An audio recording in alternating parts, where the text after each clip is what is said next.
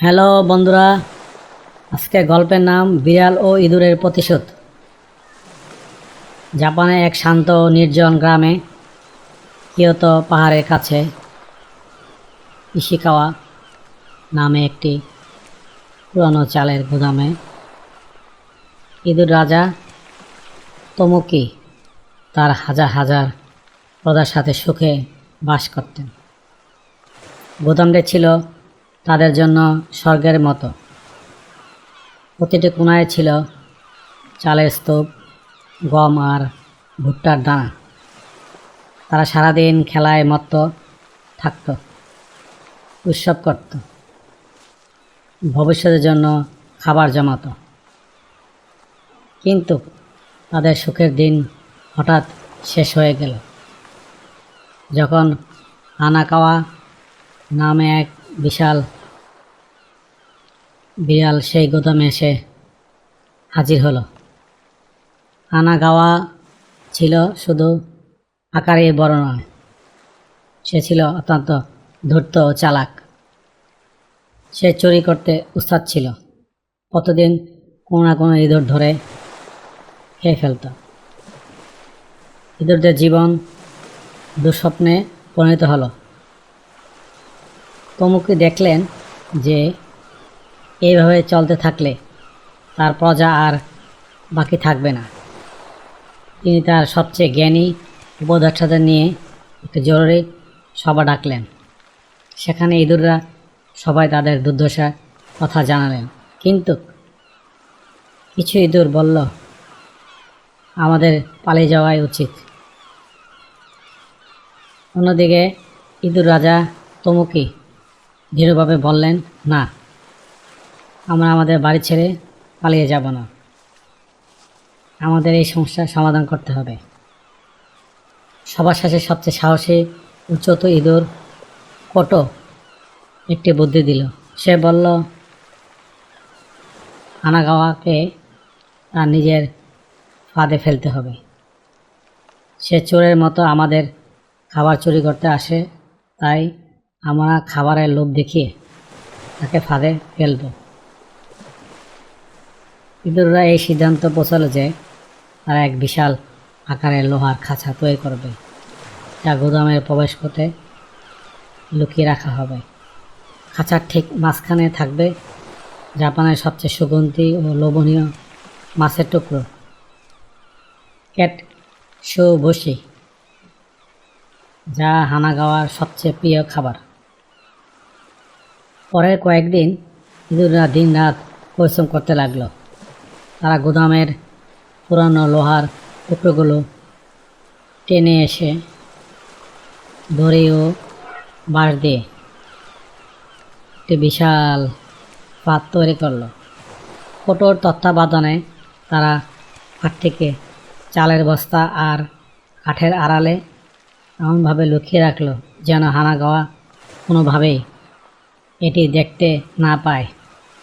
কিন্তু হানাগাওয়া শুধু শক্তিশালী ছিল না, তার বুদ্ধিও ছিল তীক্ষ্ণ। যখন সে গুদামে ঢুকলো তখন সে দেখতে পেল যে চালের বস্তাগুলো অদ্ভুতভাবে সাজানো, যা অনেকটা দেখতে শিকারের প্রবৃত্তি তাকে সতর্ক করে দিল। সে এক অদ্ভুত গন্ধ পাচ্ছিল, যা শুধুমাত্র ক্যাটসুবুশির হতে পারে। কিন্তু তার মনে একটি সন্দেহ জন্ম নিল, ইঁদুররা কেন এত দামি মাছের টুকরো এখানে রাখবে? নিশ্চয়ই এর পিছনে কোনো গোপন সন্ধি আছে। সে সরাসরি খাঁচার দিকে না গিয়ে গুদামের এক কোণে লুকিয়ে রইল, পরিস্থিতি পর্যবেক্ষণ করতে লাগলো। সে বুঝতে পারছিল যে ইঁদুররা তাকে ফাঁদে ফেলতে চায়, কিন্তু সে জানত না ফাঁদটি ঠিক কোথায়। হানাগাওয়া যখন অপেক্ষা করছিল তখন একটা দুষ্ট বুদ্ধি তার মাথায় এলো। সে কোনো শব্দ না করে ধীরে ধীরে সবচেয়ে অপছন্দ করা কোণায় চলে গেল। সে সেখানে লুকিয়ে রইল আর অপেক্ষা করে ইঁদুরের পরবর্তী চালের জন্য। ইঁদুররা যখন দেখল যে হানাগাওয়া ফাঁদে পা দিচ্ছে না, তারা বুঝতে পারল যে তাদের পরিকল্পনা ব্যর্থ হয়েছে। ইঁদুর রাজা তোমুকি হতাশ হয়ে বললেন, আমাদের বুদ্ধি তার চেয়ে কম। কিন্তু কটো হতাশ হলো না। সে আরেকটি ঝুঁকি নেওয়ার সিদ্ধান্ত নিল। সে চুপি চুপি খাঁচার কাছে গেল এবং লম্বা বাঁশ দিয়ে নিয়ে এলো। সে বাঁশটিকে এমনভাবে ব্যবহার করলো যাতে খাঁচার উপর রাখা চালের বস্তাগুলো বিড়ালের উপর পড়ে যায়। তার উদ্দেশ্য ছিল বিড়ালটাকে ভয় দেখানো, তার মনোযোগ সরিয়ে নেওয়া। কিন্তু হানাগাওয়া এই ছোট্ট ইঁদুরটির চালাকি বুঝতে পারল। সে সরে গিয়ে কোটোর উপর ঝাঁপিয়ে পড়ল। কোটো দ্রুত পালিয়ে গেল। হানাগাওয়া হাসতে হাসতে বলল, তোমরা আমাকে বোকা বানানোর চেষ্টা করছো, তোমরা বড় বোকা। ইঁদুররা এবার বুঝতে পারল যে সরাসরি আক্রমণ কাজ করবে না, তাদের আরও শুকনো কিছু করতে হবে। তারা একটি নতুন পরিকল্পনা করল। সবার আগে তারা একটি বড় কাঠের টুকরো এনে হানাগাওয়ার কাছে রাখল।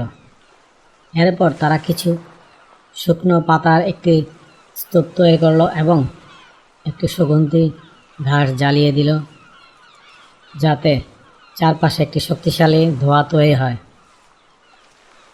হানাগাওয়া এ ধোঁয়ায় বিভ্রান্ত হয়ে গেল। এরপর ইঁদুর রাজা তমুকি, কোটো ও তার দলের ইঁদুররা আলাদা আলাদাভাবে কাজ করতে শুরু করলো।